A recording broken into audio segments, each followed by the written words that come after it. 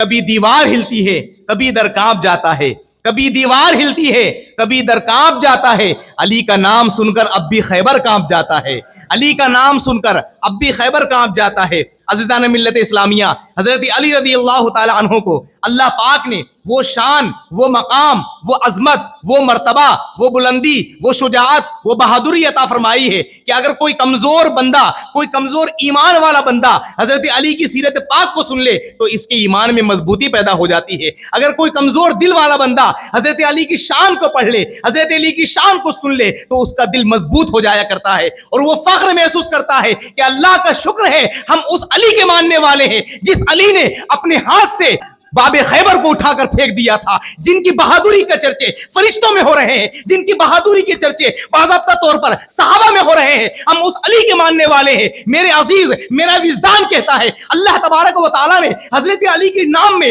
وہ برکتیں رکھی ہیں، وہ طاقت رکھی ہے کہ اگر حضرت علی کا کوئی نام کا وظیفہ پڑھ لے تو اللہ تبارک و تعالیٰ اس کے ایمان کو بھی مضبوط کر دے گا اور اس کے دل کو بھی مضبوط کر دے گا۔ عزیزان ملت اسلامیہ، مصلیان مسجد، السلام علیکم ورحمۃ اللہ تعالی وبرکاتہ۔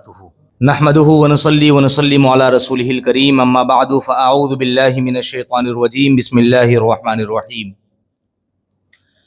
قل لا اسالكم عليه اجرا الا المودة في القربى، آمنت بالله صدق الله العظيم وبلغنا رسوله النبي الكريم ونحن على ذلك لمن الشاهدين والشاكرين والحمد لله رب العالمين۔ آئیے ہماری اور آپ کی گفتگو کچھ آگے بڑھے اس سے پہلے اپنی اور ساری کائنات کی مرکز عقیدت، آنے کائنات، جانے کائنات، شان کائنات، وجہ تخلیق کائنات، بے کسوں کے کس، بے بسوں کے بس، بے سہاروں کے سہارا، حضور تاجدار مدینہ، راحت قلب و سینہ، جناب احمد مجتبیٰ محمد مصطفیٰ صلی اللہ تعالی علیہ وسلم کی بارگاہ بے کس پناہ میں انتہائی ادب اور احترام کے ساتھ درود پاک کا نذرانہ پیش کریں۔ پڑھیں بآواز بلند، اللہ رب محمد صلی اللہ علیہ وسلم، نحن عباد محمد صلی اللہ علیہ وسلم وعلی ذویہ وصحبہ عبد الدہور وکرما۔ عزیزان ملت اسلامیہ، محرم الحرام کے 10 روزہ پروگرام کی آج ہماری تیسری نشست ہے، تیسری مجلس ہے۔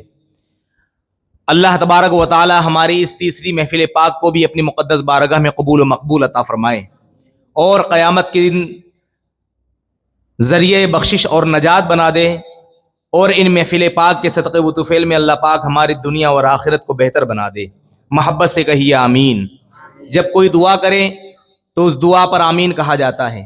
آج تو پہلی بات کوئی کسی کے لیے دعا کرنے کے لیے تیار نہیں ہے۔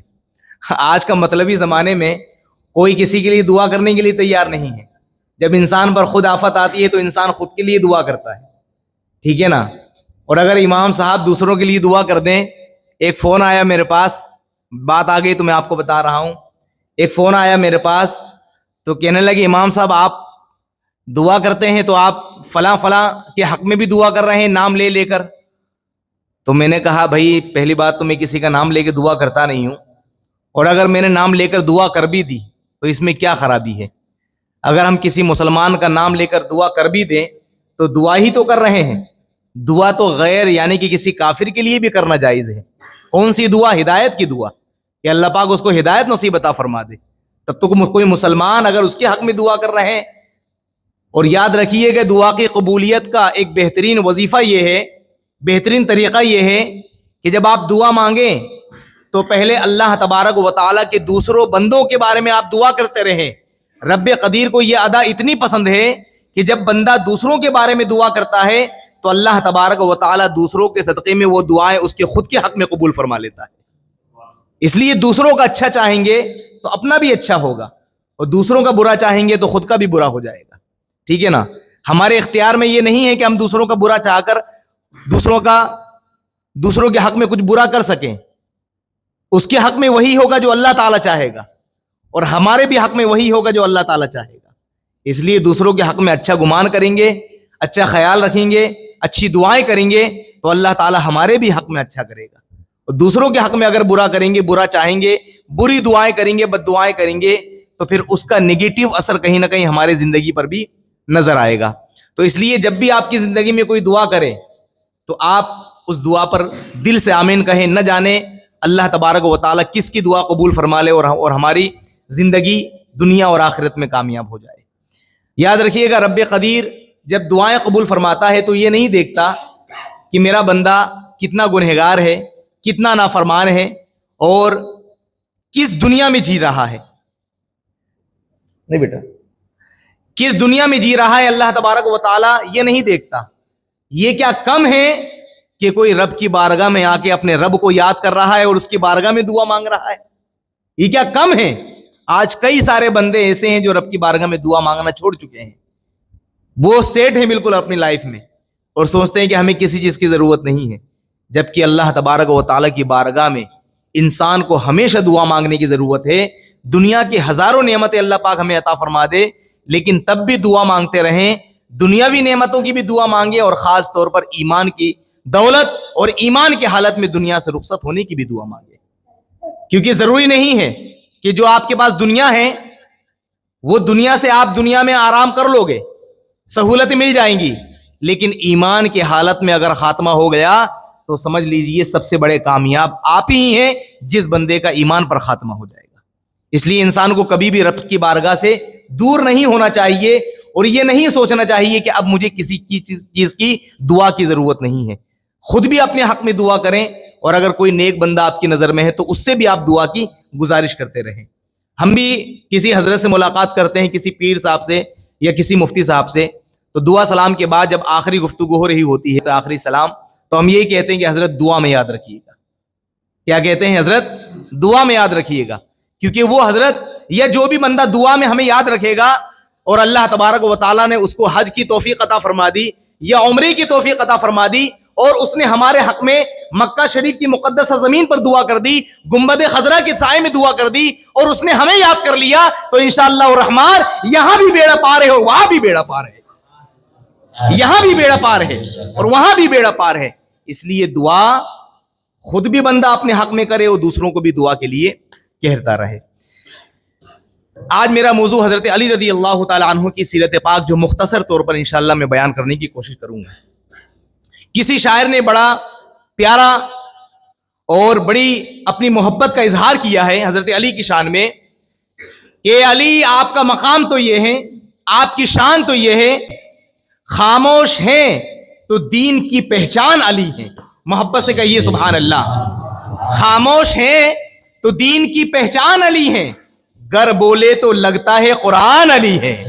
خاموش ہیں تو دین کی پہچان علی ہے، گر بولے تو لگتا ہے قرآن علی ہے.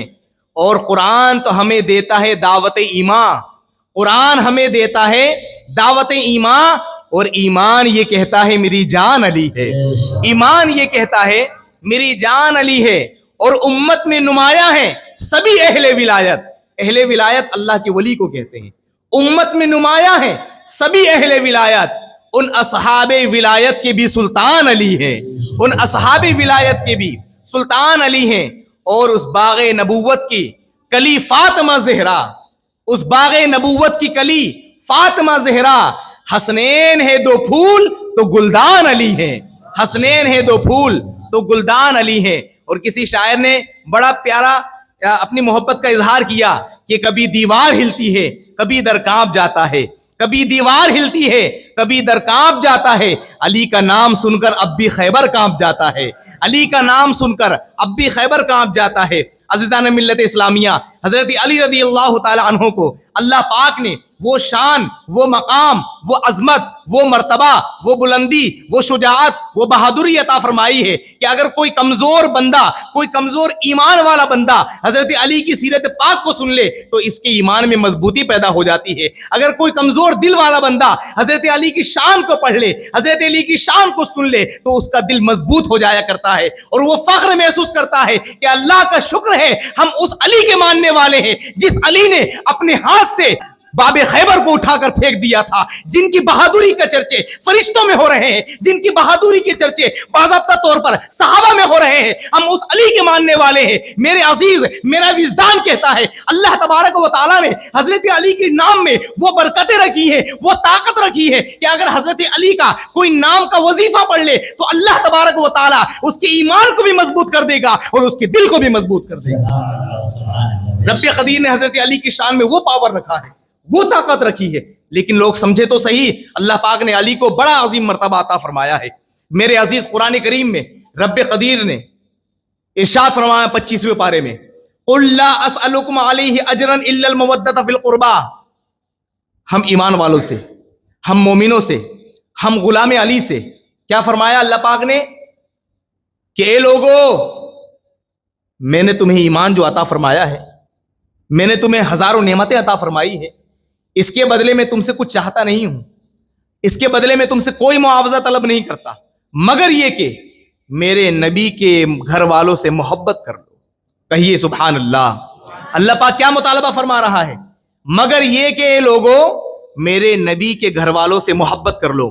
عزیزان ملت اسلامیہ، حضور علیہ السلام سے پوچھا گیا اے رسول گرامی وقار، آپ ذرا ارشاد فرمائیے من قرابتک، آپ کے گھر والے کون ہیں؟ اللہ تبارک و تعالیٰ نے جو قرآن کریم میں آپ کے گھر والوں سے محبت کرنے کا حکم عطا فرمایا ہے، حضور علیہ السلام سے پوچھا گیا یا رسول اللہ ہم آپ سے محبت کرتے ہیں، اور اللہ تعالیٰ نے جب فرما دیا ہے کہ آپ کے گھر والوں سے محبت کریں تو ہم آپ کے گھر والوں سے بھی محبت کریں گے، لیکن ذرا ارشاد فرمائیے کہ آپ کے گھر والے کون ہیں، آپ کے گھر میں کون کون شمار کیے جائیں گے؟ تو حضور علیہ السلام ارشاد فرماتے ہیں میرے قرابت میں جن سے اللہ تبارک و تعالیٰ نے محبت کرنے کا حکم دیا ہے اس میں حضرت فاطمہ شامل ہے، اس میں حضرت علی شامل ہے، اور ان کے دونوں صاحبزادے حضرت حسن شامل ہے اور حضرت حسین شامل ہے۔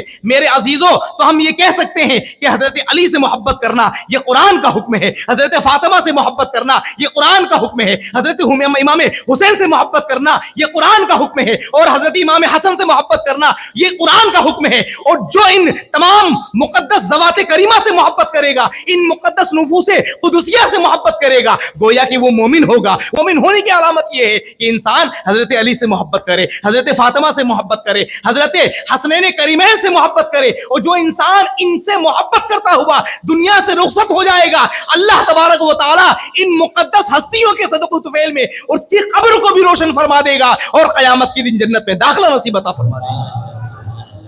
قیامت کے دن جنت میں داخلہ نصیب عطا فرما دے گا۔ تو ہم حضرت علی سے ایسے محبت نہیں کرتے ہیں، ہم امام حسین سے ایسے محبت نہیں کرتے ہیں، اللہ پاک نے فرمایا محبت کرنے کے لیے۔ اور میرے عزیز، صرف ہم ہی محبت نہیں کرتے ہیں بلکہ خود اللہ تبارک و تعالی امام حسن و حسین سے محبت فرماتا ہے، خود اللہ تعالی حضرت امام حسن و حسین سے محبت فرماتا ہے۔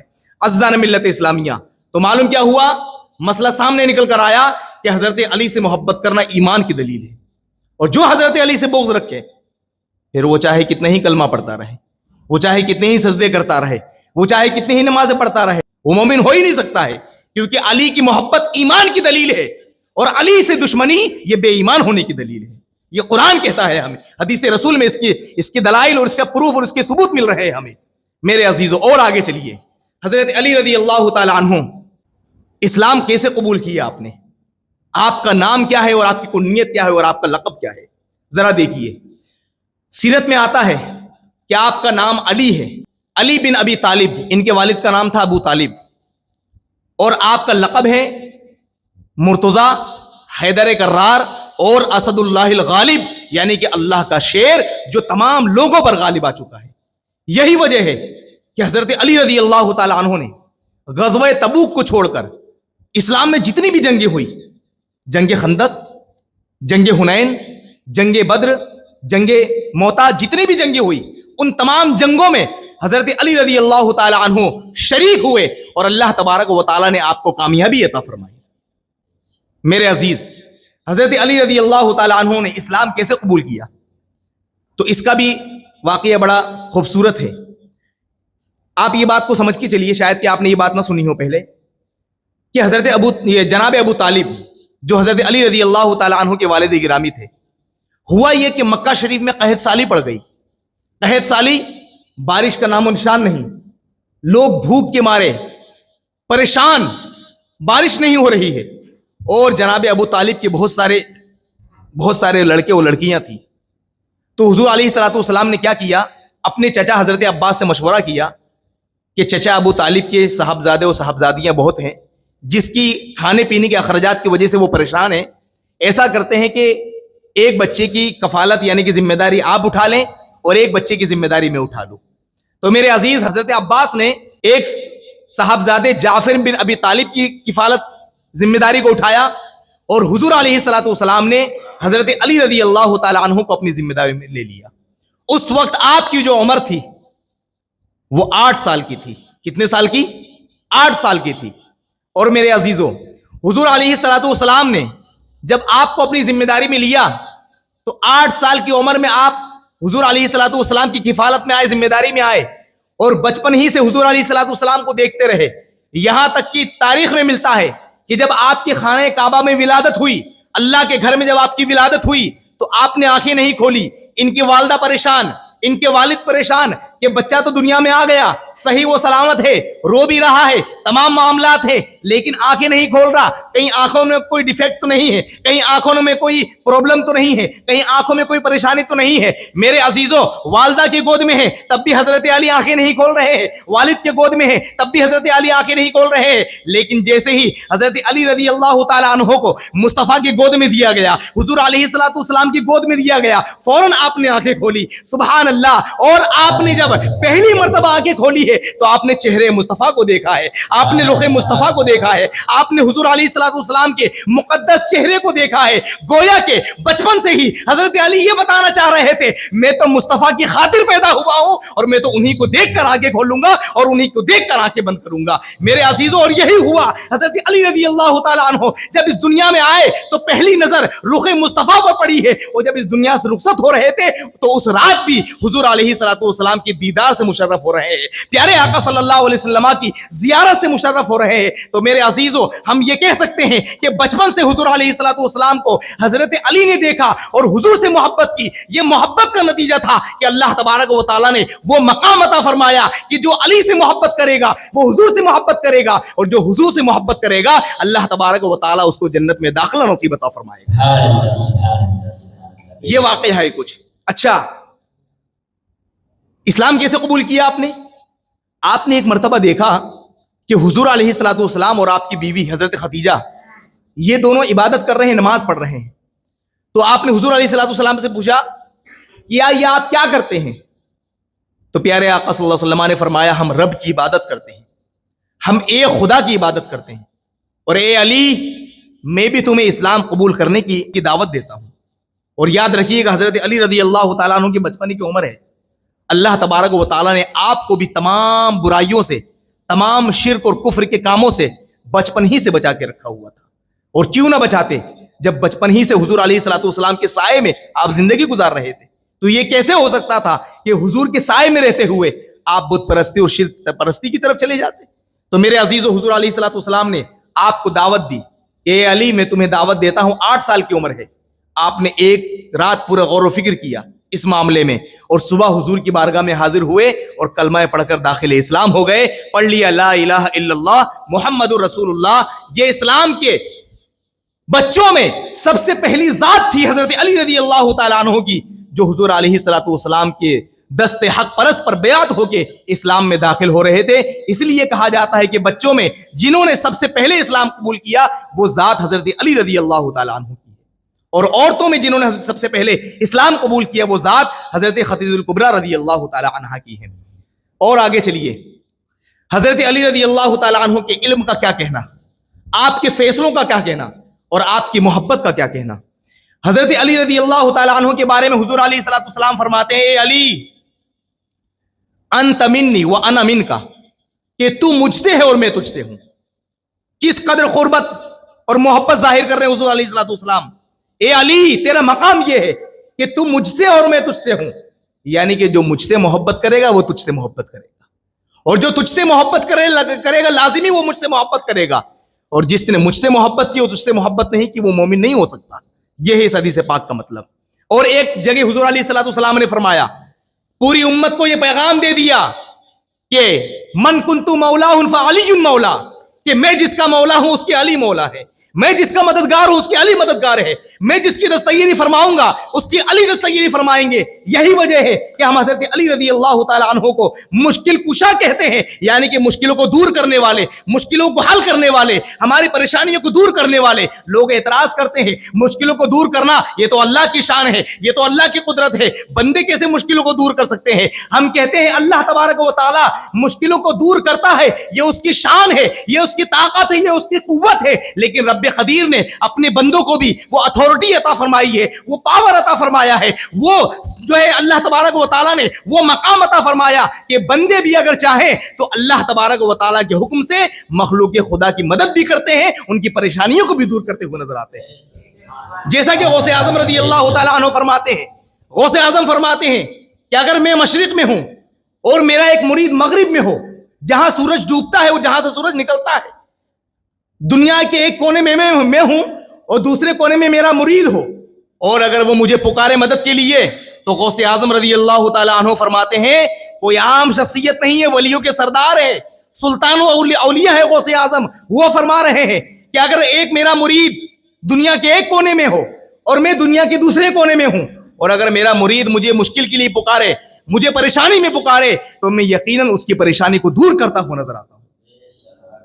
हम एरो गेरो नत्थो खेरो की बात नहीं करते, उनकी बात कर रहे हैं कि जिनकी बात हरफ आखिर हुआ करती है, जिन्होंने कभी अपनी जबान से झूठ बोला ही नहीं। मेरे अजीजों, और आगे चलिए, हजरत अली रज़ी अल्लाह तआला अन्हु के इल्म का आलम क्या है। हुजूर अलैहिस्सलातु वस्सलाम ने हजरत अली के इल्म के बारे में इरशाद फरमाया, आना मदीनतुल इल्मी व अलीयुन बाबुहा, कि मैं इल्म का शहर हूं और अली उसके दरवाजा है। यानी कि अल्लाह तबारक व तआला ने मुझे इल्म का शहर बना दिया है और अली उसके दरवाजा है।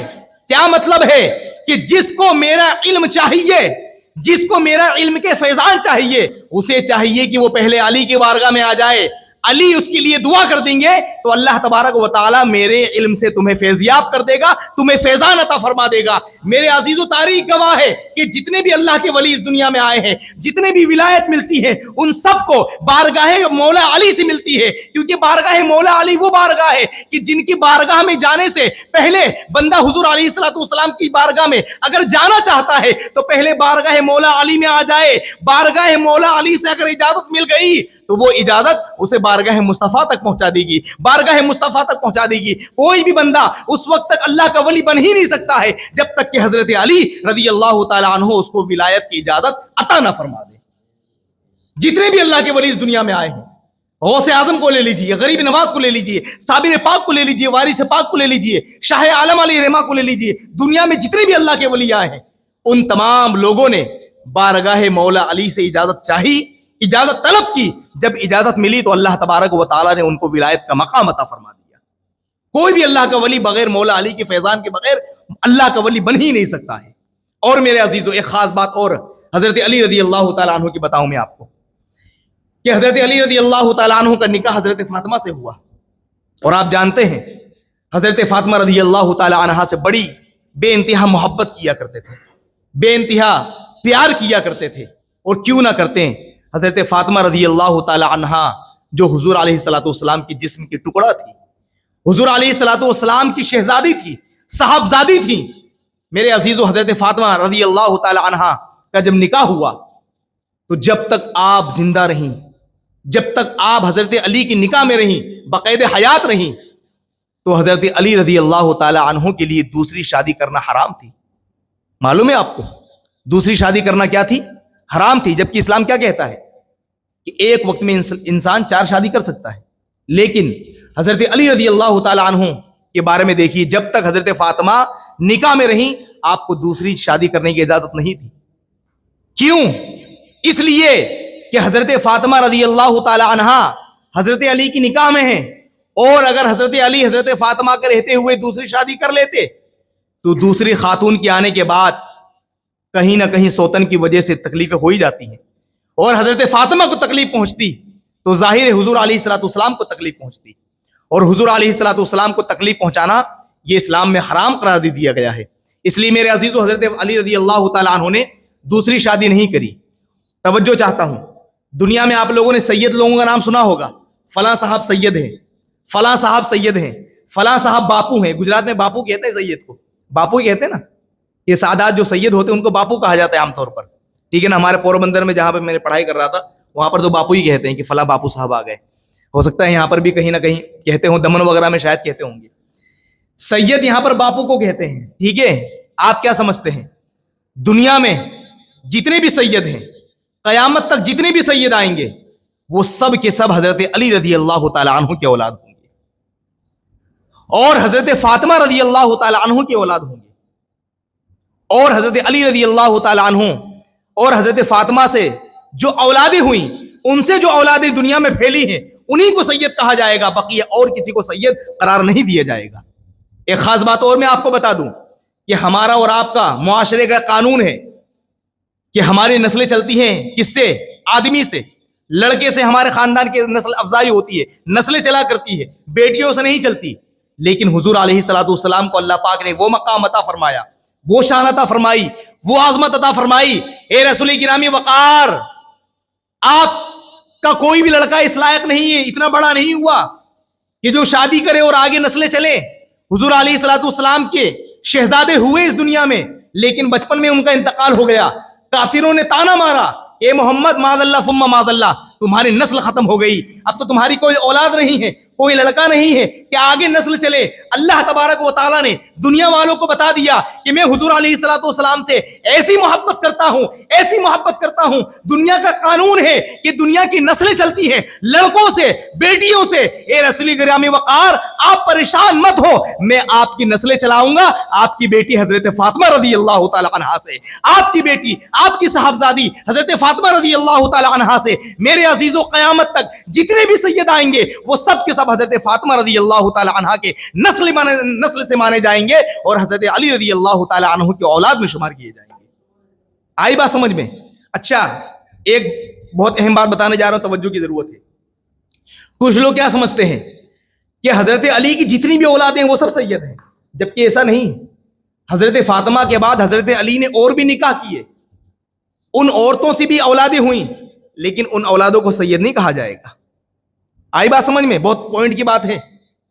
حضرت علی رضی اللہ تعالیٰ عنہ نے حضرت فاطمہ کے انتقال کے بعد اور بھی نکاح کیے، جن میں سے ایک بیٹے کا نام محمد بن حنفیہ ہے، لیکن وہ سید نہیں ہے، کیونکہ حضرت علی رضی اللہ تعالیٰ عنہ سید نہیں ہے۔ سید کون تھی؟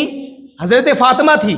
حضرت فاطمہ کی وجہ سے جو اولاد ہوئی حضرت علی کے لیے ذریعے، تو ان کو سید قرار دیا گیا ہے، لیکن حضرت علی خود سید نہیں تھے۔ حضرت علی رضی اللہ تعالی عنہ نے جو دوسرے نکاح کی حضرت فاطمہ کے بعد، ان کے ذریعے جو اولادیں ہوئیں، ان اولادوں کو سید قرار نہیں دیا جائے گا۔ ان اولادوں کو علوی کہہ سکتے ہیں، یہ حضرت علی کے خاندان سے کہہ سکتے ہیں، البتہ نسبت بہت بڑی چیز ہے، ان کا بھی احترام کیا جائے گا، ان کی بھی تعظیم کی جائے گی، لیکن ان کو سید قرار نہیں دیا جائے گا۔ سیدوں کے بہت اہم مسائل ہیں، سید کا اتنا بڑا مسئلہ ہے۔ حضور سید سرکار اعلیٰ حضرت رضی اللہ تعالیٰ عنہ ارشاد فرماتے ہیں، سید کی تعظیم کرنا، سید کی عزت کرنا، سید کی رسپیکٹ کرنا اس وقت تک واجب ہے پوری امت پر جب تک کہ وہ سید کفر کی حد تک نہ پہنچ جائے۔ کس حد تک؟ کفر کی حد تک۔ وہ چاہے کتنا ہی بڑا گنہگار کیوں نہ ہو، داڑھی کٹواتا ہو، شریعت کے خلاف کتنے ہی کام کیوں نہ کرتا ہو، لیکن اگر وہ سید ہے تو امت پر اس کی تعظیم واجب ہے۔ آگے بات سمجھ میں؟ لیکن کب تک؟ جب تک کہ وہ کفر کی حد تک نہ پہنچ جائے۔ اب آئیے حضرت علی رضی اللہ تعالیٰ عنہ کے فیصلے کے بارے میں، تاکہ آپ کی دلچسپی بڑھ جائے۔ واقعات میں ہماری قوم بہت زیادہ دلچسپی لیتی ہے، واقعات سناتے جاؤ، پوری رات سنتے جائیں گے۔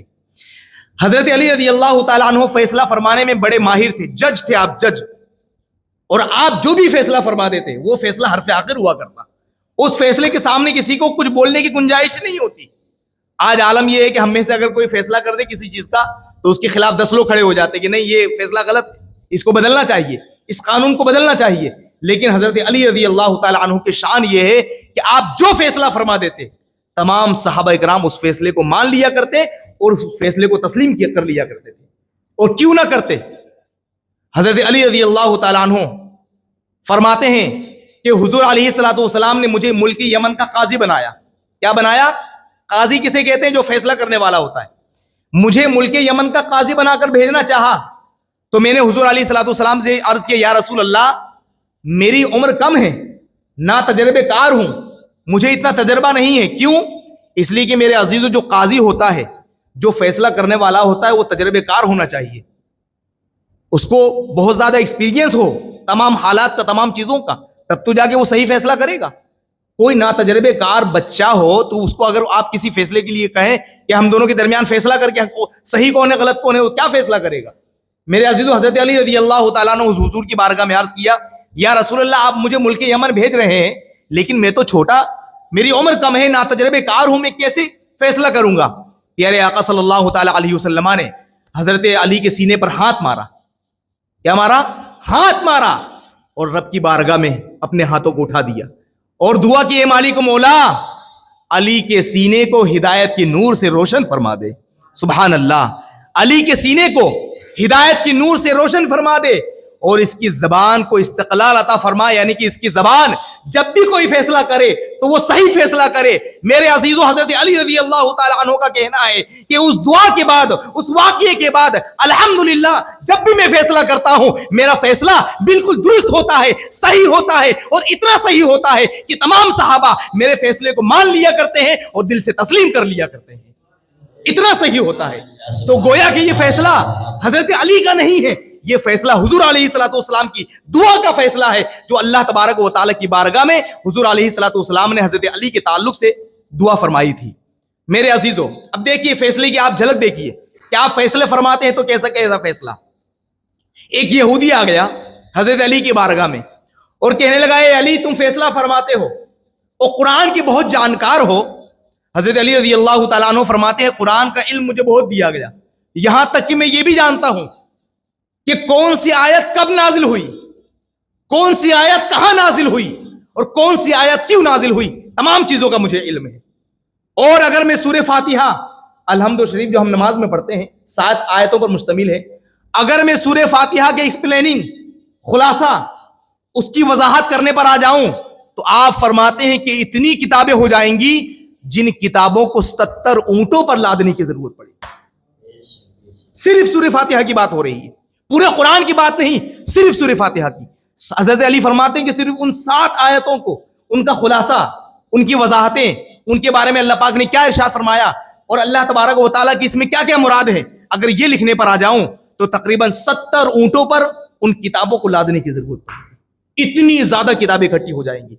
یہ علم تھا حضرت علی رضی اللہ تعالیٰ عنہ کا. تو ایک یہودی آ گیا اور کہنے لگا, اے علی ہم نے سنا ہے تم قرآن کے بہت جانکار ہو, تم فیصلے بھی بہت اچھے کرتے ہو, اور ہم نے سنا ہے کہ اللہ تبارک و تعالیٰ کہتا ہے کہ قرآن میں ہر چیز کا علم ہے, ذرا یہ بتاؤ کہ تمہاری داڑھی گھنی ہے. حضرت علی رضی اللہ تعالیٰ عنہ کی داڑھی کیسی تھی؟ بالکل بھری ہوئی تھی, گھنی تھی, اور اس یہودی کی داڑھی کہیں جگہ سے نکلی ہوئی تھی تھوڑی تھوڑی. تو وہ کہتا ہے کہ ذرا یہ بتاؤ کہ قرآن میں تمہاری داڑھی کا ذکر کہاں ہے اور میری داڑھی کا ذکر کہاں ہے. یہودی بطور مذاق کہہ رہا تھا, ٹھٹھا ہنسی مذاق کرنے آیا تھا. حضرت علی رضی اللہ تعالیٰ عنہ فرماتے ہیں یقیناً تیری اس بات کا جواب بھی قرآن کریم میں دیا گیا ہے. سورہ اعراف 8ویں پارے میں اللہ پاک نے ارشاد فرمایا, والبلد الطیب یخرج نباتہ باذن ربی والذی خبث لا یخرج الا نکدا, کہ کچھ زمین ایسی ہے جو اچھی زمین ہوتی ہیں وہ اللہ کے حکم سے سبزے اگایا کرتی ہیں, اللہ کے حکم سے کھیتیاں اگایا کرتی ہیں, اور جو خراب زمین ہوا کرتی ہیں ان میں کھیتیاں نہیں ہوتی, بہت مشکل سے کہیں کہیں کھیتی نکل آیا کرتی ہیں. تو تیرا جو معاملہ ہے اور میرا جو معاملہ ہے وہ اسی طرح ہے کہ میری تھوڑی جو ہے وہ اچھی زمین ہے, اسی لیے الحمدللہ ہریالی ہے, کھیتی بالکل ہری بھری ہے, اور تیری جو ہے زمین خراب ہے, اس لیے تیری زمین کا معاملہ یہ ہے کہ تیری داڑھی کہیں سے نکلی اور کہیں سے نہیں نکلی. سبحان اللہ, کتنا خوبصورت جواب دیا.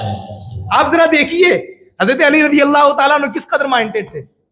کہنے لگے کہ تیرا اور معاملہ میرا یہی ہے کہ میری الحمدللہ گھنی داڑھی ہے, اشارہ اس طرف ہے کہ میری تھوڑی, اور میرا چہرہ اللہ تعالیٰ کے حکم سے بہت خوبصورت ہے کہ جس کی وجہ سے الحمدللہ میری داڑھی بالکل ہری بھری ہے, اور تیری داڑھی کا اتا پتہ کچھ نہیں ہے, تیری زمین ہی خراب ہے, ہریالی ہوگی نہیں وہاں پر کیونکہ تیرا عقیدہ ہی خراب ہے. کمینے کہیں گے تو حضور علیہ الصلوۃ والسلام کا دشمن ہے, تو اسلام کا دشمن ہے, تیرا عقیدہ خراب ہے, اس لیے تیرے چہرے کا نقشہ بھی خراب ہے, اللہ تعالیٰ نے تیرے چہرے پر داڑھی کو محروم کر دیا ہے. جا. اتنا سنا وہ رفو چکر ہو گیا اور مان گیا کہ واقعی اے علی تم واقعی فیصلہ کرنے میں بہت زیادہ ایکسپرٹ ہو. اچھا, اسی طرح 2 عورتیں آپس میں لڑ رہی تھی ایک بچے کو لے کر. وہ کہہ رہی تھی کہ یہ لڑکا میرا ہے, ایک عورت کہہ رہی تھی یہ لڑکا میرا ہے. آپس میں لڑتے جھگڑتے مقدمہ پہنچا حضرت علی کی بارگاہ میں. حضرت علی رضی اللہ تعالیٰ عنہ نے پہلے تو ان دونوں کو سمجھایا کہ سمجھ جاؤ بھائی, بات سے اگر سمجھ میں آ جائے تو ٹھیک ہے, ورنہ ہماری زبان میں وہ کہاوت ہے نا, لاتوں کے بھوت باتوں سے نہیں مانتے. تو پہلے حضرت علی رضی اللہ تعالیٰ عنہ نے دونوں عورتوں کو سمجھایا کہ تم سمجھ جاؤ, معاملہ وہیں پر سورٹ آؤٹ کر دو, ہمیں آگے نہ بڑھاؤ, ورنہ میں آگے بڑھوں گا تو برا ہو جائے گا. لیکن وہ دونوں عورتیں سمجھی نہیں. آپ نے فرمایا لاؤ آرا لے کر آؤ, کاٹنے والا آرا لے کر آؤ. اب دونوں عورتیں بہت زیادہ پریشان ہو گئی کہ کہیں ایسا تو نہیں کہ ہماری خیریت نہیں ہے. اب وہ سمجھا رہے تھے, پہلے سمجھ جاتے ہم اچھا رہتا. جب آرا منگوایا گیا تو ان میں سے ایک عورت نے پوچھا کہ حضور آرا کیوں منگوا رہے ہیں؟ آپ نے فرمایا کہ تم دونوں جھگڑا کر رہی ہو نا کہ یہ بچہ تمہارا اور یہ بچہ تمہارا ہے, لاؤ میں بچے کا ہی 2 ٹکڑا کر دیتا ہوں, آدھا تو لے جا اور آدھا تو لے جا. جیسے ہی آرا منگوایا گیا اس میں سے ایک عورت چیخ و پکار کر بے چین و بے قرار ہو گئی, پریشان ہو گئی, زارو قطع رونے لگی اور کہنے لگی حضور رک جائیے, یہ بچہ اسی کو دے دیجئے, یہ بچہ اسی کے حوالے کر دیجئے, اس کے 2 ٹکڑے ہونا میں برداشت نہیں کر سکتی. میرے عزیز حضرت علی رضی اللہ تعالیٰ عنہ سمجھ گئے کہ جو عورت خاموش ہے وہ اس کی ماں نہیں ہو سکتی, کیونکہ جو ماں ہے وہ بے قرار ہو رہی ہے, وہ بے چین ہو رہی ہے, وہ پریشان ہو رہی ہے, کیونکہ ماں کی ممتا اس بات کا تقاضا کرتی ہے, ماں کی ممتا اس بات کا پروف اور ثبوت رکھتی ہے کہ اس کے بچے کو اگر کانٹا بھی چبھتا ہے تو ماں بے قرار ہو جایا کرتی ہے, ماں بے چین ہو جایا کرتی ہے, ماں پریشان ہو جایا کرتی ہے. تو جو عورت خاموش تھی یہ اس بات کی دلیل ہے کہ اس کی ممتا پر اس کے بچے کو تکلیف دینے سے کوئی فرق نہیں پڑ رہا ہے. گویا کہ یہ عورت جھوٹ بول رہی ہے. حضرت علی رضی اللہ تعالیٰ عنہ نے اس بچے کو اس خاتون کے حوالے کر دیا جس خاتون نے کاٹنے کے لیے منع کیا تھا, وہ پریشان ہو گئی تھی اور اس خاتون سے کہنے لگے کہ تو جھوٹ بول رہی تھی, تجھے شرم نہیں آتی, میری بارگاہ میں آ کے, میرے دربار میں آ کے تو جھوٹ بولتی ہے. آخرکار اس عورت نے اپنا جرم قبول کر لیا اور کہنے لگی حضور واقعی میں جھوٹی ہوں, یہ بچہ تو اسی کا ہے اور اسی کے حوالے کر دیجیے. دیکھیے آپ, یہ بچہ اسی کا ہے اور اسی کے حوالے کر دیجیے. اب آخری فیصلہ حضرت عمر رضی اللہ تعالیٰ عنہ کی بارگاہ میں آیا. میں نے کہ پہلے کیا جملہ استعمال کیا کہ حضرت علی جو فیصلہ فرما دیتے تمام صحابہ اس فیصلے پر آنکھیں بند کر لیتے, کیونکہ تمام صحابہ کا عقیدہ تھا کہ حضرت علی کا فیصلہ در حقیقت حضور کا فیصلہ ہے. حضرت علی کا فیصلہ حقیقت میں حضور کا فیصلہ ہے. اسلامی سزا کیا ہے؟ اسلامی سزا یہ ہے کس کے لیے؟ زانی اور زانیہ کے لیے, زنا کرنے والی مرد اور زنا کرنے والے عورت کے لیے. اگر زنا کرنے والی, زنا سمجھ رہے ہیں آپ, بدکاری, شادی سے پہلے کسی غیر محرم لڑکی سے ناجائز تعلقات کر لینا, قائم کر لینا, اس کو زنا کہا جاتا ہے. ٹھیک ہے, اسلام میں سزا یہ ہے کہ اگر کنوارا لڑکا اور کنواری لڑکی نے آپس میں ناجائز تعلقات قائم کر لیے اور اسلامی حکومت ہو تو اسلامی سزا یہ ہے کہ ان کو 100 کوڑے لگائے جائیں. کتنے کوڑے؟ 100 کوڑے. اور اگر وہ شادی شدہ ہیں تو اسلامی سزا یہ ہے کہ ان کو سنگسار کیے جائے, پتھر مارے جائے یہاں تک کہ وہ اس دنیا سے رخصت ہو جائے. یہ اسلامی سزا ہے. ایک خاتون جو پیٹ سے تھی, وہ زانیہ تھی, اس نے زنا کر لیا. حضرت عمر رضی اللہ تعالیٰ عنہ کی بارگاہ میں فیصلہ آیا, مقدمہ آیا. حضرت عمر رضی اللہ تعالیٰ عنہ نے کہا کہ ٹھیک ہے اس کو سنگسار کرو, جبکہ وہ پریگننٹ تھی, حاملہ تھی. حضرت عمر رضی اللہ تعالیٰ عنہ نے فرمایا کہ اس کو سنگسار کیا جائے. پیارے آقا صلی اللہ تعالیٰ علیہ وسلم کے اس پیارے صحابی حضرت علی رضی اللہ تعالیٰ عنہ نے فرمایا نہیں, اس عورت کو سنگسار نہیں کیا جائے گا, کیونکہ اسلام یہ کہتا ہے جس نے جو گناہ کیا ہے اس گناہ کی سزا اسی کو دی جائے. اور اسلامی سزا اگرچہ سنگسار کرنا ہے لیکن یہ بھی ہے کہ اگر وہ حاملہ ہو تو پہلے وہ دنیا میں اپنے بچے کو پیدا کرے, جنے, اور پھر اس کے بعد اس کو سنگسار کیا جائے گا. یہ حضرت علی رضی اللہ تعالیٰ عنہ نے فیصلہ کیا. جب یہ بات حضرت عمر رضی اللہ تعالیٰ عنہ تک پہنچی تو آپ نے ایک تاریخی جملہ ارشاد فرمایا. آپ نے کہا لولا علی لہلک عمر, کہ اگر آج علی نہ ہوتے تو یقیناً عمر ہلاک ہو جاتا, عمر تباہ ہو جاتا. علی نے عمر کو بچا لیا ہے. یہ فیصلہ عمر سے غلط ہو گیا تھا. گویا کہ حضرت علی رضی اللہ تعالیٰ عنہ نے حضرت عمر رضی اللہ تعالیٰ عنہ کو ہلاک ہونے سے بچا لیا. حضرت عمر رضی اللہ تعالیٰ عنہ نے حضرت علی کے فیصلے کو ایسا قبول کیا گویا کہ حضرت علی رضی اللہ تعالیٰ عنہ بالکل اپنے فیصلے میں یقیناً 100% درست اور صحیح ہیں. میرے عزیزو ذرا غور کیجئے, حضرت عمر رضی اللہ تعالیٰ عنہ تک وہ عمر کہ جن کے مشورے اور جن کی رائے کے موافق اللہ تبارک و تعالیٰ قرآن کریم میں آیتیں نازل فرماتا ہے. جی ہاں, عمر کی شان یہ ہے کہ حضرت عمر رضی اللہ تعالیٰ عنہ اگر کوئی مشورہ دیتے, کوئی رائے قائم کرتے تو اللہ تبارک و تعالیٰ ان کے مشوروں کے مطابق قرآن کریم میں آیتیں نازل فرما رہا ہوتا. کتنا عظیم مرتبہ ہے آپ کا, کتنا بڑا مقام مرتبہ ہے. لیکن حضرت علی رضی اللہ تعالیٰ عنہ کے فیصلوں کو دیکھیے. آخری بات, حضرت علی رضی اللہ تعالیٰ عنہ کی شجاعت اور بہادری ماشاءاللہ کون نہیں جانتا، سبھی جانتے ہیں۔ میرے عزیز ایک واقعہ کہ اپنے بیان کو مکمل کرنا چاہوں گا۔ حضرت علی رضی اللہ تعالیٰ عنہ کی شجاعت اور بہادری پوری دنیا میں مشہور ہے، اور آپ کو اسی شجاعت کے لقب سے پوری دنیا میں جانا گیا ہے، اور یقیناً جانا جاتا، کیونکہ اللہ تبارک و تعالیٰ نے آپ کو جو اسد اللہ الغالب یعنی کہ اللہ کا شیر کا لقب دیا گیا ہے۔ میرے عزیزو، جنگ خندق کا موقع ہے، اسلام میں الگ الگ جنگیں ہیں، جنگ خندق کا موقع ہے، جنگ جاری و ساری ہونے والی ہے۔ ایک بدبخت کافر جس کا نام عمر بن عبد ود ہے، کیا ہے؟ عمر بن عبد ود، اور وہ اتنا بہادر تھا کہ 1000 سواروں کے برابر اکیلا وہ باقاعدہ طاقت رکھتا تھا، 1000 سپاہیوں کے برابر اکیلا طاقت اور قوت رکھتا تھا، اتنا بڑا بہادر تھا وہ۔ اس کی شہرت، بہادری کی شہرت اور چرچے تھے باقاعدہ، عمر بن عبد ود نام ہے اس کا۔ میرے عزیزو، جنگ خندق کے موقع پر وہ کہنے لگا کون ہے جو میرا مقابلے کے لیے آئے؟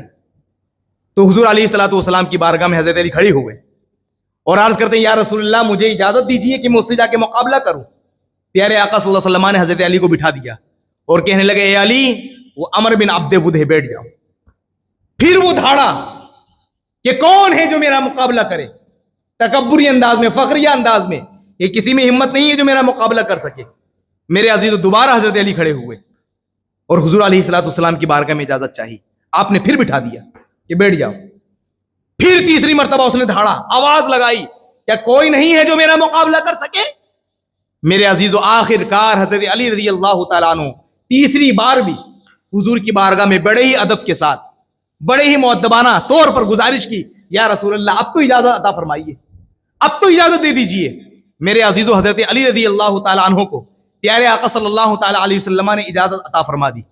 اب حضرت علی رضی اللہ تعالیٰ عنہ میدان میں اتر گئے، جنگ خندق کا موقع ہے یہ، میدان میں اترے اور آپ نے کہا ہاں میں ہوں جو تیرے مقابلے میں آیا ہوں۔ اس وقت آپ کی عمر بھی کم تھی اور عمر بن عبد ود وہ اچھا خاصا عمر کا، پورے مکے میں اس کی بہادری کے اور اس کی طاقت و قوت کے چرچے اور شہرے تھے۔ میرے عزیز، اس نے کہا تو کون ہے؟ تو حضرت علی رضی اللہ تعالیٰ عنہ نے فرمایا میں علی ہوں، ابو طالب کا لڑکا، ابو طالب کا شہزادہ۔ میرے عزیزو، وہ عمر بن عبد ود کہتا ہے کہ تو میرا مقابلہ کرے گا؟ تو میرا مقابلہ کیسے کر سکتا ہے؟ اور وہ گھوڑے پر سوار تھا اور حضرت علی رضی اللہ تعالیٰ عنہ پیدل تھے، تو وہ بھی اپنے گھوڑے سے نیچے اتر آیا اور کہنے لگا کہ تو مجھ سے مقابلہ کرے گا۔ حضرت علی رضی اللہ تعالیٰ عنہ نے فرمایا اے عمر بن عبد ود، تو میری حالت کو مت دیکھ، میں تجھ سے مقابلہ کرنے آیا ہوں، تو مقابلے کے لیے تیار ہو جا۔ میرے عزیزو، حضرت علی رضی اللہ تعالیٰ عنہ کی یہ بات سن کر وہ غضب میں آ گیا، وہ غصے میں آ گیا اور کہنے لگا تو کیسی بات کرتا ہے؟ تو مجھے کہہ رہا ہے کہ مقابلے کے لیے تیار ہو جاؤں، تو مقابلے کے لیے تیار ہو جا۔ میرے عزیزو، عمر بن عبد ود نے وہاں سے باقاعدہ ایک وار کیا، اس وار کو حضرت علی رضی اللہ تعالیٰ عنہ نے ڈھال سے روکنا چاہا، لیکن وار اتنا سخت تھا کہ وہ ڈھال کو توڑتا ہوا، وہ تلوار جو ہے ڈھال کو توڑتی ہوئی باقاعدہ آپ کے سر پر آ کر لگی، جس کی وجہ سے آپ کا سر ذرا زخمی ہو گیا۔ میرے عزیزو، حضرت علی رضی اللہ تعالیٰ عنہ نے پھر پلٹ کر جب وار کیا تو اس کے 2 ٹکڑے کر دیے، 2 ٹکڑے کرنا تھا، اور آپ نے 2 ٹکڑے کر کے نعرہ تکبیر اور نعرہ رسالت کی صدا بلند کی۔ آپ نے جب نعرہ تکبیر کی صدا بلند کی، حضور علیہ الصلوۃ والسلام نے بھی آپ کی آواز کو سنا، آپ نے کہا اللہ اکبر، اللہ اکبر، اللہ اکبر، اللہ اکبر، اور وہ دشمن اسلام زمین پر خاک و خون میں لت پت پڑا ہوا تھا، آخری سانسیں لے رہا تھا۔ حضرت علی رضی اللہ تعالیٰ عنہ نے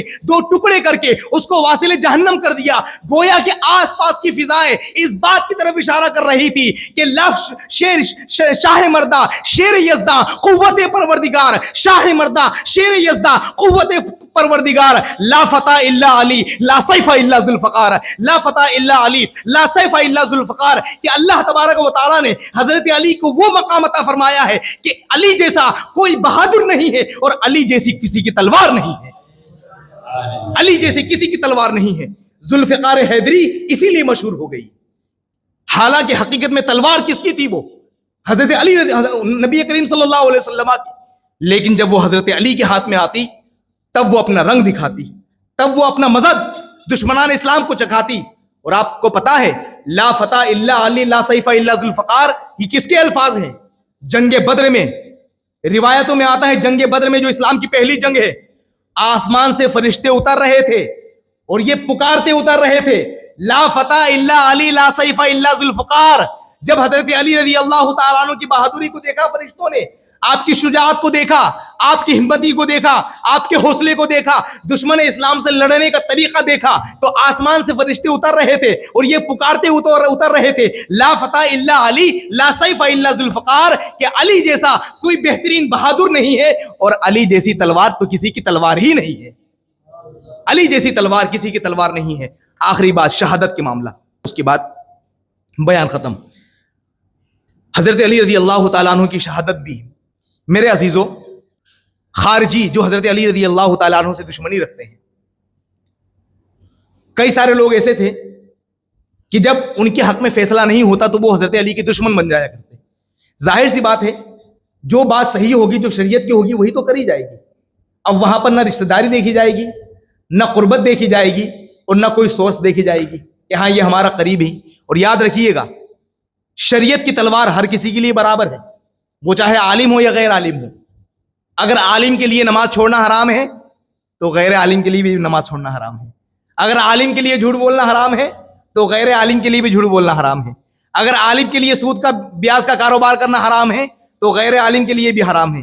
شریعت اسلامیہ تمام مسلمانوں کے لیے برابر ہے.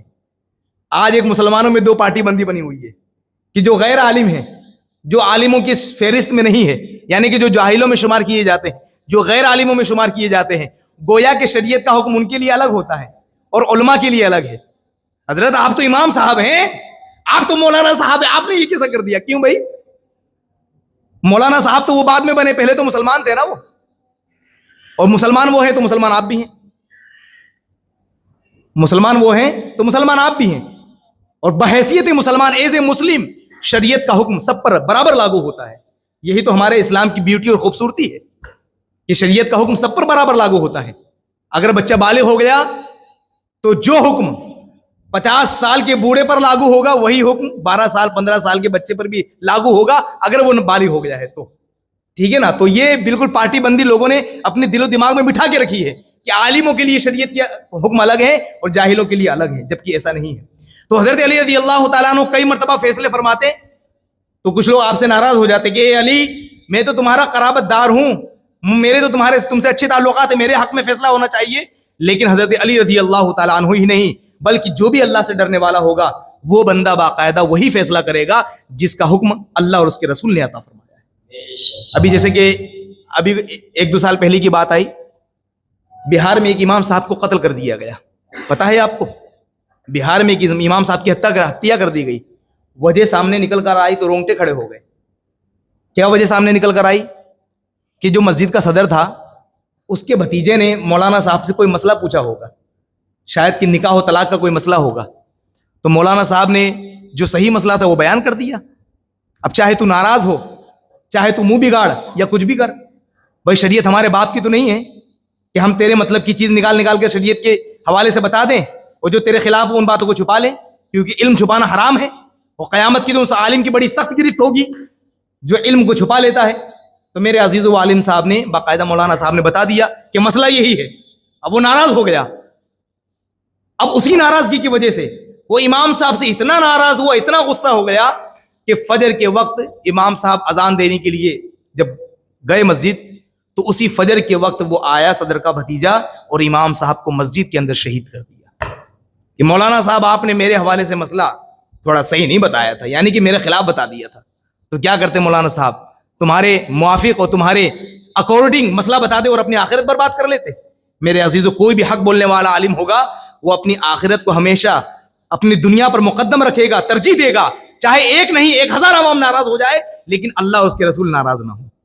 ٹھیک ہے نا؟ اللہ اور اس کے رسول ناراض نہ ہوں. تو حضرت علی رضی اللہ تعالیٰ عنہ نے کیا کیا؟ فیصلہ کیا. وہ کمینہ ناراض ہو گیا. نام تھا عبد الرحمن بن ملجم. کیا نام تھا؟ عبد الرحمن بن ملجم. حضرت علی رضی اللہ تعالیٰ عنہ فجر کی نماز کے لیے تشریف لے جا رہے تھے. فجر کی نماز کے لیے تشریف لے جا رہے تھے اور اسی رات حضور علیہ الصلوۃ والسلام کی زیارت بھی آپ کو ہوئی اور پیارے آقا صلی اللہ علیہ وسلم نے آپ کو شہادت کی خبر بھی عطا فرما دی. ٹھیک ہے نا. تو ایک صحابی کے ایک شخص کہتے ہیں کہ جب حضرت علی رضی اللہ تعالیٰ عنہ فجر کی نماز کے لیے تشریف لے جا رہے تھے تو لوگوں کو اٹھا رہے تھے کہ اے لوگو اٹھ جاؤ اٹھ جاؤ. اور حضرت حسن کو آپ نے بلایا, اپنے بڑے صاحبزادے حضرت حسن کو آپ نے بلایا اور کہنے لگے اے حسن, آج میں نے ایسا ایسا خواب دیکھا ہے. آپ خواب بیان کر ہی رہے تھے کہ اتنے میں اذان کی آواز آ گئی, الصلاۃ الصلاۃ, نماز نماز نماز. تو آپ نماز کے لیے چل پڑے اور جہاں جہاں سے گزر رہے تھے محلے والوں کو اٹھاتے چلے جا رہے تھے نماز کے لیے. تو ایک شخص کہتے ہیں کہ جب حضرت علی رضی اللہ تعالیٰ عنہ فجر کی نماز کے لیے جا رہے تھے تو ہم نے دیکھا کہ بطخیں جو وائٹ کلر کی ہوتی بطخیں, وہ بطخیں, کئی ساری بطخیں آپ کے سامنے آ گئیں اور چیخنے لگی, چلانے لگی. تو ہم نے ان بطخوں کو ہٹانا چاہا. حضرت علی رضی اللہ تعالیٰ عنہ کہتے ہیں مت ہٹاؤ ان کو, رہنے دو, چلانے دو, وہ مجھ پر نوحہ کر رہی ہیں, وہ مجھ پر رو رہی ہیں, وہ میرا افسوس کر رہی ہیں. میرے عزیزوں, جیسے ہی حضرت علی رضی اللہ تعالیٰ عنہ مسجد میں آئے اور نماز میں مشغول ہوئے, ایک روایت میں ملتا ہے کہ مسجد میں آتے ہی سامنے والے نے حملہ کر دیا, اور ایک روایت میں یہ آتا ہے کہ نماز میں آپ مشغول ہوئے تو عبد الرحمن بن ملجم نے آپ پر ایسا وار کیا کہ آپ کے سر پر وار کیا اور آپ کی کنپٹی تک وہ وار اس قدر جو ہے سخت وار تھا کہ تلوار آپ کے سر پر آ کے ٹھیکی اور آپ کی کنپٹی اس سے کٹ کے آپ کے کندھے تک وہ تلوار پہنچی. اتنا سخت وار تھا. اس عبد الرحمن بن ملجم کو چاروں طرف سے لوگوں نے گھیر لیا. جیسے ہی وار ہوا حضرت علی رضی اللہ تعالیٰ عنہ زمین پر تشریف لائے اور آپ نے ایک جملہ کہا, فزت برب الکعبہ, رب کعبہ کی قسم کے میں کامیاب ہو گیا ہوں, اللہ کی قسم کی مجھے شہادت نصیب ہو گئی ہے, رب کعبہ کی قسم کے میں کامیاب ہو گیا ہوں. میرے عزیزوں, حضرت علی رضی اللہ تعالیٰ عنہ کی اس طرح سے شہادت ہوئی. یعنی کہ ذرا دیکھیے عبد الرحمن بن ملجم کون, نام دیکھ لیجیے, مسلمان نام ہے. حضرت عمر فاروق اعظم رضی اللہ تعالیٰ عنہ کو شہید کرنے والا بھی دیکھیے مسلمان, اور حضرت امام حسین رضی اللہ تعالیٰ عنہ کو بھی شہید کرنے والے مسلمان. یہ کون سے مسلمان تھے؟ یہ صرف نام کے مسلمان تھے, ان کی ایمان کا جنازہ نکل چکا تھا. تو آج بھی اگر کوئی مسلمان نامی اگر کسی عالم دین پر حملہ کر رہا ہے, اگر کسی مسجد کے امام کی ہتیا کر رہا ہے, اگر کسی عالم دین کو گالیاں دے رہا ہے, تو وہ مسلمان صرف نام کا ہو سکتا ہے, لیکن اس کا ایمان سے, اسلام سے, اللہ اور اس کے رسول کی ذات سے کوئی رشتہ اور کوئی تعلقات نہیں ہو سکتے. میرے عزیزوں, اس لیے با ادب ہمیں بننا چاہیے. ہمیں صحابہ کا احترام کریں, اولیاء کا احترام کریں, اہل بیت کا احترام کریں, اور ساتھ میں اپنے علماء کا بھی احترام کریں. جو بات صحیح ہوگی وہی بتائی جائے گی, اور جو بات غلط ہوگی اس کو غلط کہا جائے گا. ٹھیک ہے نا. آج وقت زیادہ ہو گیا, معافی چاہتا ہوں. رب قدیر ہمیں ان باتوں پر عمل کرنے کی توفیق و رفیق عطا فرمائے. کل انشاءاللہ شہادت کے حوالے سے ہم بیان کریں گے. شہید کتنے قسم کے ہوتے ہیں, شہیدوں کی فضیلت کیا ہے, اور جو بندہ شہید ہو جاتا ہے اس کا مقام اللہ پاک کیا عطا فرماتا ہے. انشاءاللہ کل کا بیان سن کر کہیں نہ کہیں آپ کے دل میں ایک خواہش پیدا ہوگی, مالک و مولا ہمیں دنیا سے تو جانا ہی ہے, تو ایسی موت عطا فرما جو شہادت کی موت ہو. دنیا سے مرنا تو ہی نہ ہے کہ کسی نہ کسی سے دنیا سے جانا ہی ہے, تو کیوں نہ ایسی موت جائیں کہ قیامت کے دن رب کی بارگاہ میں شہادت کا مقام ملے, اور دنیا میں بھی لوگ کہیں کہ ماشاءاللہ وہ تو اس دنیا سے شہید ہو کر اور شہادت کی موت حاصل کر کے گئے. رب قدیر ہمیں بھی شہادت کی موت عطا فرمائے. استغفر اللہ ربی من کل ذنب و اتوب الیہ.